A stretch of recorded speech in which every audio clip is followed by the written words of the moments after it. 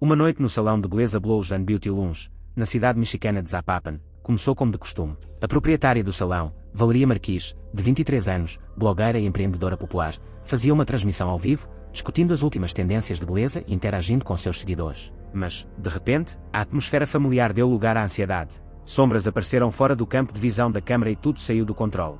Esse momento, capturado ao vivo, tornou-se o ponto de partida de uma história repleta de perguntas e incertezas. Valeria Marquis nasceu em Guadalajara, Jalisco. Desde criança, era fascinada pelos universos da beleza e da moda, inspirando-se nos looks de modelos famosas e experimentando maquiagem. Seu desejo de criar algo especial gradualmente se tornou parte de sua personalidade e moldou seus passos futuros. Em 2021, Valeria já havia alcançado um sucesso notável. Ela recebeu o título de Miss Rostro, o que lhe deu confiança e chamou a atenção para seu trabalho. Essa vitória abriu novas oportunidades e a ajudou a construir um público ávido por acompanhar sua vida profissional. Cheia de ambição e determinação, Valeria decidiu que não queria apenas trabalhar na indústria da beleza, mas também contribuir pessoalmente para ela. Assim, nasceu seu salão de beleza. Mais do que um simples local para prestar serviços, um espaço onde suas ideias ganhavam vida. Ali, ela uniu sua paixão por maquiagem e cuidados pessoais ao desejo de dar às pessoas confiança em sua beleza. Para Valeria, o salão se tornou mais do que um local de trabalho com clientes. Ela administrava ativamente as redes sociais, contando aos seus seguidores sobre seu trabalho e compartilhando suas experiências pessoais. Criava vídeos curtos, demonstrava novos produtos de maquiagem e cuidados com os cabelos e escrevia sobre seu dia-a-dia. Suas páginas rapidamente se tornaram populares.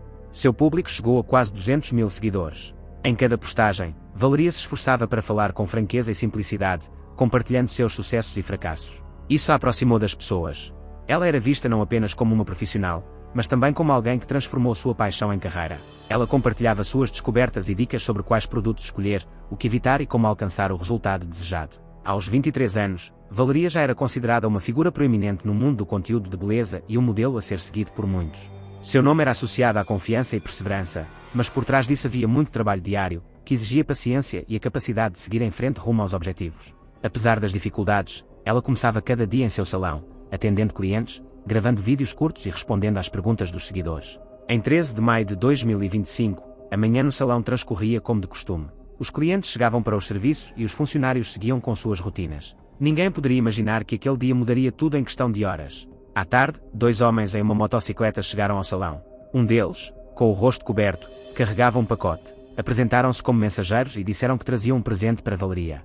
Os funcionários se ofereceram para receber o pacote e entregá-lo a Valeria mais tarde, mas o mensageiro insistiu em entregá-lo pessoalmente. Isso alarmou os funcionários. Ao saberem que Valeria ainda não havia chegado, os homens partiram rapidamente sem deixar nada. Quando Valeria retornou ao salão mais tarde, foi informada sobre a estranha visita. Imediatamente, ficou desconfiada, questionando por que homens desconhecidos estavam tentando lhe dar um presente enquanto escondiam seus rostos. Suas palavras na ocasião expressavam ansiedade. Ela não conseguia encontrar uma explicação para aquele comportamento e tentava se convencer de que talvez fosse apenas uma estranha coincidência. Seu público chegou a quase 200 mil seguidores. Em cada postagem, Valeria se esforçava para falar com franqueza e simplicidade, compartilhando seus sucessos e fracassos. Isso a aproximou das pessoas. Ela era vista não apenas como uma profissional, mas também como alguém que transformou sua paixão em carreira. Ela compartilhava suas descobertas e dicas sobre quais produtos escolher, o que evitar e como alcançar o resultado desejado. Aos 23 anos, Valeria já era considerada uma figura proeminente no mundo do conteúdo de beleza e um modelo a ser seguido por muitos. Seu nome era associado à confiança e perseverança, mas por trás disso havia muito trabalho diário, que exigia paciência e a capacidade de seguir em frente rumo aos objetivos. Apesar das dificuldades, ela começava cada dia em seu salão, atendendo clientes, gravando vídeos curtos e respondendo às perguntas dos seguidores. Em 13 de maio de 2025, a manhã no salão transcorria como de costume. Os clientes chegavam para os serviços e os funcionários seguiam com suas rotinas. Ninguém poderia imaginar que aquele dia mudaria tudo em questão de horas. À tarde, dois homens em uma motocicleta chegaram ao salão. Um deles, com o rosto coberto, carregava um pacote. Apresentaram-se como mensageiros e disseram que traziam um presente para Valeria. Os funcionários se ofereceram para receber o pacote e entregá-lo a Valeria mais tarde, mas o mensageiro insistiu em entregá-lo pessoalmente. Isso alarmou os funcionários. Ao saberem que Valeria ainda não havia chegado, os homens partiram rapidamente sem deixar nada. Quando Valeria retornou ao salão mais tarde, foi informada sobre a estranha visita. Imediatamente, ficou desconfiada, questionando por que homens desconhecidos estavam tentando lhe dar um presente enquanto escondiam seus rostos. Suas palavras na ocasião expressavam ansiedade. Ela não conseguia encontrar uma explicação para aquele comportamento e tentava se convencer de que talvez fosse apenas uma estranha coincidência. Com essas palavras, como os investigadores determinaram mais tarde, começou o momento mais trágico da noite. O homem sacou uma arma e disparou imediatamente. 2 tiros altos ecoaram, Primeiro um, depois o segundo. Foi incrivelmente alto para o pequeno Comodo. O silêncio se fez, e Valeria não se mexia mais. As balas a atingiram no peito e na cabeça, e ela perdeu a consciência instantaneamente. As funcionárias do salão testemunharam o incidente. A princípio, todas ficaram paralisadas, sem saber o que fazer. Uma das funcionárias de Eric foi rapidamente até o telefone, onde a transmissão ainda estava em andamento, e desligou o sinal. Suas ações levantaram muitas questões sobre por que ela fez isso com tanta calma e sem emoção. Mas ninguém teve tempo de perguntar, porque todos estavam em choque. As mulheres que aguardavam seus tratamentos gritaram. Algumas cobriram o rosto com as mãos, outras se levantaram de um salto e recuaram. As funcionárias do salão estavam perdidas, sem saber o que fazer. Uma delas tentou verificar se Valeria estava respirando, mas ficou imediatamente claro que ela já estava morta. O salão ficou em silêncio, audíveis apenas passos e soluços abafados. Poucos minutos depois, um dos funcionários chamou uma ambulância e outra a polícia. Essas ligações se tornaram os primeiros relatos oficiais do incidente, mas já era tarde demais para salvar Valeria. Ela jazia no chão, sem vida, cercada por pessoas que ainda não conseguiam acreditar no que estava acontecendo. Os assinantes que assistiam à transmissão também testemunharam a tragédia. Eles escreveram mensagens de apoio, tentando entender o que havia ocorrido. A princípio, muitos pensaram que era uma brincadeira ou uma encenação, mas logo ficou claro que era real. Capturas de tela e vídeos da transmissão começaram a aparecer nas redes sociais e nos noticiários. O homem que entrou no salão desapareceu tão rápido quanto chegou. Não levou nada consigo, nenhum pertence, nenhum dinheiro. Seu único objetivo era matar, e ele o executou. Investigadores determinaram posteriormente que ele não deixou impressões digitais ou outros vestígios. Tudo aconteceu em questão de segundos. Aqueles momentos mudaram tudo, para quem estava dentro do salão e para as centenas de pessoas que assistiam aos acontecimentos ao vivo. Aqueles que recentemente discutiam sobre cuidados com os cabelos e cosméticos testemunharam um crime horrível. Quando as primeiras imagens da transmissão começaram a circular nas redes sociais, os paramédicos já haviam chegado ao salão. Eles foram chamados imediatamente após o ataque, mas constataram o óbito de Valeria. Os médicos confirmaram que ela morreu devido a ferimentos de bala no peito e na cabeça. Essa informação se espalhou rapidamente pelos canais de notícias. A polícia chegou ao salão logo em seguida. Eles entrevistaram todas as testemunhas, apreenderam as imagens das câmaras de segurança e registraram tudo o que aconteceu. O salão foi isolado. Ninguém tinha permissão para entrar. Os transeuntes se aglomeraram na entrada, tentando entender o que havia acontecido lá dentro. Qualquer nova informação se espalhava rapidamente, atraindo ainda mais atenção. Enquanto isso, a família de Valeria recebia a terrível notícia. Segundo relatos oficiais, foi a polícia que notificou os familiares. A mãe da jovem foi uma das primeiras a chegar ao salão. Ela foi recebida por policiais, que explicaram o ocorrido. Encontrou o salão, onde sua filha havia trabalhado recentemente, completamente isolado. Apenas os policiais e o corpo de Valeria permaneciam no local. Testemunhas relataram que a mãe de Valeria não conseguiu conter as lágrimas ao ver que sua filha não estava mais viva. Esses momentos, geralmente esquecidos nos bastidores, agora fazem parte da memória coletiva. As redes sociais se encheram de comentários de solidariedade. Mensagens de apoio surgiram aos montes, mas ninguém podia mudar o que havia acontecido. O corpo de Valeria foi logo encaminhado ao Instituto Médico Legal para os procedimentos necessários. Essa ação não exigiu o consentimento da família, já que a morte estava sendo tratada como homicídio e passou a fazer parte do processo criminal.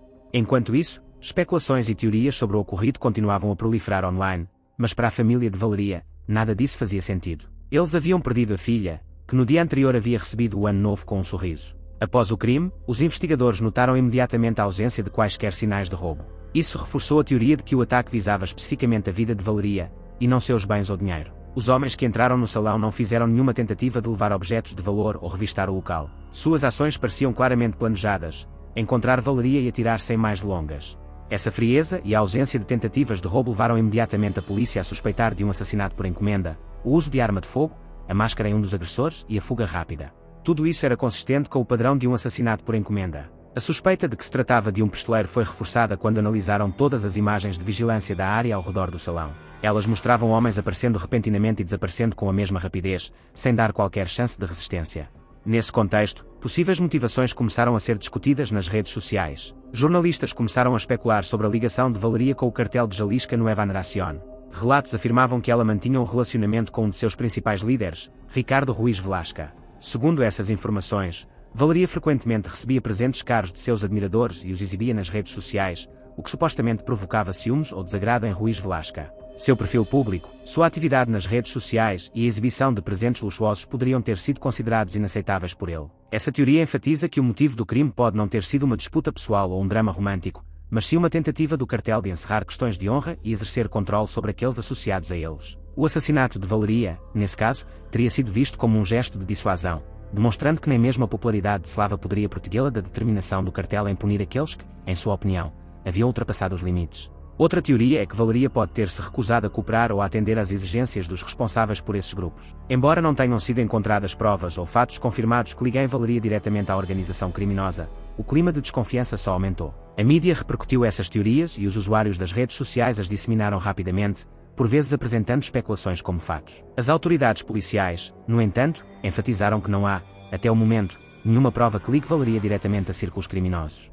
A investigação continuou a considerar todas as pistas, mas a prioridade era a teoria de um perpetrador que teria recebido uma ordem específica. Para os investigadores, a questão crucial permanecia: quem ordenou o crime e porquê? Enquanto isso, a resposta das autoridades foi imediata. A presidente mexicana, Claudia Sheinbaum, expressou publicamente suas condolências à família de Valeria e prometeu que o caso não ficaria impune. Em sua declaração, a presidente afirmou que todos os envolvidos no crime seriam encontrados e responsabilizados. Ela enfatizou que casos de violência contra a mulher não deveriam ficar impunes e que o governo faria todo o possível para apurar a verdade. As autoridades estaduais também confirmaram que o caso seria tratado de acordo com o protocolo penitenciário, que exige atenção especial aos motivos e circunstâncias do crime. Os investigadores já coletaram depoimentos de testemunhas e imagens de câmaras de segurança e começaram a explorar todas as pistas possíveis, desde conflitos até assassinatos por encomenda. Imediatamente após o pronunciamento da presidente, começaram a surgir pedidos por uma investigação minuciosa. A cada dia que se passava após o assassinato de Valeria, mais e mais perguntas surgiam entre aqueles que acompanhavam o caso. Como dois estranhos conseguiram entrar no salão com tanta facilidade e sair sem serem notados?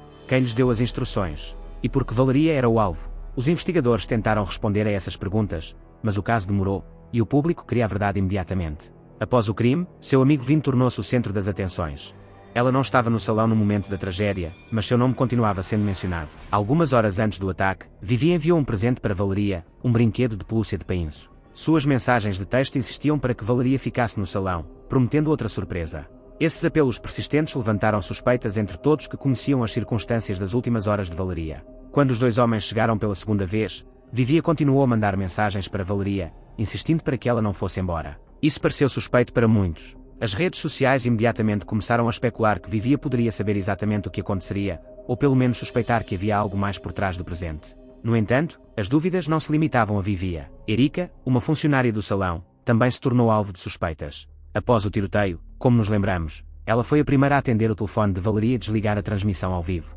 No momento em que fez isso, as imagens ao vivo e os comentários dos espectadores foram capturados. O comportamento de Erika pareceu calmo demais. Ela não gritou nem demonstrou medo, apenas desligou a câmera e guardou o celular. As pessoas começaram a questionar por que sua reação foi tão contida e se ela poderia ter previsto o ataque iminente. Essas dúvidas só aumentaram quando capturas de tela de mensagens entre Vini e Erika surgiram online. Segundo os autores das publicações, nelas, Vivina enviava mensagens para Erika pedindo que ela desligasse o celular de Valeria no momento certo. Em uma das mensagens, Vina supostamente instruiu Erika a não se aproximar de Valeria e a desligar a transmissão após o ataque. A resposta de Erika nessas mensagens expressou preocupação, mas ela concordou com as condições. Ninguém conseguiu confirmar a autenticidade dessas conversas. Capturas de tela circularam em diversos grupos e páginas públicas, e nem mesmo os comentaristas mais atentos conseguiram afirmar com certeza se eram reais ou falsas.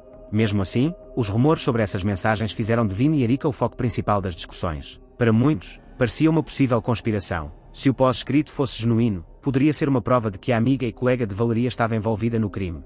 Nesse contexto, rumores mais místicos começaram a circular. Alguém afirmou que a voz de Valeria podia ser ouvida na gravação da transmissão ao vivo após o ataque, pronunciando o nome de Vivian. Esse momento rapidamente se tornou um episódio à parte. Vídeos dessa voz foram distribuídos online, rotulados como o fantasma de Valeria. Alguns chamaram de coincidência, outros de a voz da falecida deixando suas últimas palavras. As autoridades policiais ainda não se pronunciaram sobre a autenticidade da correspondência entre Vini e Erika, e ninguém confirmou a informação sobre a voz no ar. Esses detalhes estranhos, presentes, correspondências e rumores reforçaram a teoria de que os amigos de Valeria poderiam saber mais do que admitiam, mas ninguém jamais foi acusado. Todos esses detalhes permaneceram como parte da teoria, discutidos online e em fóruns, mas nunca foram confirmados pelas autoridades. Assim, o círculo de suspeitas se estreitou cada vez mais em torno do círculo íntimo de Valeria. Enquanto a investigação reunia provas, o público debatia se essas eram coincidências genuínas ou um plano cuidadosamente orquestrado no qual cada um dos amigos tinha um papel. Paralelamente à investigação principal, os investigadores começaram a apurar possíveis motivações relacionadas com a vida pessoal de Valeria. Uma dessas pistas foram as mensagens que ela recebeu do ex-namorado. Essas mensagens continham ameaças e insultos. Numa delas, ele escreveu que Valeria não sabia do que ele era capaz, enquanto noutra, disse que ela se lembraria dele novamente. Essas palavras, segundo alguns comentadores, poderiam indicar uma possível motivação pessoal. No entanto, os procuradores afirmaram que o ex-namorado de Valeria não é suspeito no caso em curso. Afirmaram que os documentos da investigação não contêm provas que o liguem diretamente ao incidente. Mesmo assim, o seu nome foi frequentemente mencionado publicamente. Isto tornou-se especialmente evidente depois de terem surgido online capturas de ecrã das suas mensagens em que ele fazia ameaças contra Valeria. Em breve, começaram a circular ainda mais especulações sobre as ligações financeiras e pessoais de Valeria. Alguns utilizadores das redes sociais alegaram que a jovem poderia estar ligada a organizações criminosas devido ao seu estilo de vida luxuoso. Estes rumores baseavam-se em fotografias de Valeria a pousar em jatos privados e em hotéis de luxo. Para muitos, essas imagens eram incompatíveis com a imagem da dona de um pequeno salão de beleza. Em meio à proliferação de rumores, a promotoria emitiu um comunicado oficial, enfatizando que nenhuma das alegações divulgadas nas redes sociais foi comprovada. Não foram estabelecidas quaisquer ligações entre Valeria e o cartel ou qualquer outro grupo criminoso. O órgão observou que tais especulações apenas dificultam a investigação, desviando a atenção dos fatos e das provas reais. Entretanto, outras teorias sobre o ocorrido começaram a surgir. Por exemplo, sugeriu-se que Valeria poderia ter sido vítima de um conflito de interesses fortuito. Mas cada uma dessas hipóteses permaneceu mera conjectura. Nem testemunhas nem pessoas próximas a Valeria mencionaram seu envolvimento em atividades criminosas ou conexões perigosas. A mídia desempenhou um papel na disseminação desses rumores. Reportagens com manchetes chamativas e imagens impactantes se espalharam rapidamente por diversas plataformas, muitas vezes levantando mais perguntas do que respostas. Jornais e sites, ávidos por visualizações, publicaram informações contraditórias sem verificação cuidadosa, apenas alimentando as especulações. Cada nova manchete estimulava discussões. E se esses rumores contivessem pelo menos um grão de verdade? Essas discussões ignoraram o mais importante. Valeria era apenas uma jovem construindo uma carreira e encantando seu público. Todas as especulações sobre sua possível culpa permaneceram apenas isso, especulações. A família de Valeria tentou se manter afastada dessas especulações, compreendendo que verdade e ficção muitas vezes se misturam online. Mas eles esperavam que a investigação trouxesse respostas que devolvessem o nome de Valeria ao seu devido lugar, o de uma mulher que sonhava com o próprio sucesso, e não o de alvo de fofocas sensacionalistas. Os amigos de Valeria, incluindo Vin, também foram alvo de intenso escrutínio. Seu comportamento e suas palavras levantaram questionamentos, mas nenhuma acusação formal foi feita. Vivian negou repetidamente qualquer envolvimento. Erika, que estava no salão no momento do crime e desligou a transmissão ao vivo, também evitou falar com jornalistas, preferindo o silêncio. A investigação continuou a explorar diversas teorias, mas não encontrou provas diretas que pudessem fundamentar a acusação de qualquer pessoa de seu círculo social. Tudo isso gerou ansiedade e um sentimento de impotência na sociedade. Muitos ficaram indignados com o fato de ninguém ter sido apontado como culpado. Novas publicações e especulações surgiam diariamente, mas a investigação manteve os fatos em segredo. Para a família e os amigos de Valeria, isso significava apenas uma coisa: a vida da jovem havia terminado e a identidade do assassino permanecia desconhecida. Segundo relatos recentes, novos detalhes vieram à tona no caso do assassinato de Valeria Marquis. Uma mulher que afirma ter testemunhado o ataque fez um depoimento decisivo, acusando Erika, funcionária do salão de beleza. De acordo com essa suposta testemunha, que se identificou como Paula e teme por sua segurança, quem atirou naquele dia não foi o entregador, mas sim Erika, cabeleireira do salão. Até 26 de maio, as principais evidências apontavam para o entregador como o assassino, que teria perguntado a Valeria se ela era a mulher. No entanto, a nova versão de Paula mudou a percepção dos acontecimentos. Ela disse que, no dia do crime, estava olhando a lista de serviços e preços afixada na vitrine do salão. Nesse momento, um entregador se aproximou da entrada, perguntou a Valeria se ela estava procurando e, em seguida, começou a tirar algo da mochila. Segundo a testemunha, foi então que Erika, que estava dentro do salão, sacou uma pistola e abriu fogo. No entanto, as provas oficiais reunidas pela polícia indicam que 2 homens chegaram ao salão de moto e que foi um deles quem cometeu o crime. Quanto à própria Erika, seu advogado tem mantido a completa inocência de sua cliente em entrevistas recentes. Ele enfatizou que Erika não teve nada a ver com o crime e estava no salão apenas a trabalho. O advogado também observou que Erika decidiu interromper a transmissão ao vivo em memória de Valeria para que sua última imagem não fosse associada ao momento da tragédia. Erika está cooperando com a polícia, mas nega ter prestado qualquer depoimento verbal sobre o suposto autor do crime. O governador do estado afirmou que as imagens das câmaras de segurança já foram analisadas e que a polícia possui informações sobre como e para onde os agressores fugiram. Além disso, as autoridades informaram que 3 linhas de investigação estão sendo consideradas, e nenhuma delas aponta para o envolvimento de Erika com grupos criminosos. As circunstâncias do crime continuam sendo objeto de uma investigação minuciosa, e as perguntas sobre quem exatamente atirou em Valeria Marquis permanecem sem resposta. Obrigado por assistir. Se você gostou do meu trabalho, inscreva-se no canal. Também recomendo conferir outras histórias igualmente chocantes. Clique agora. Até breve.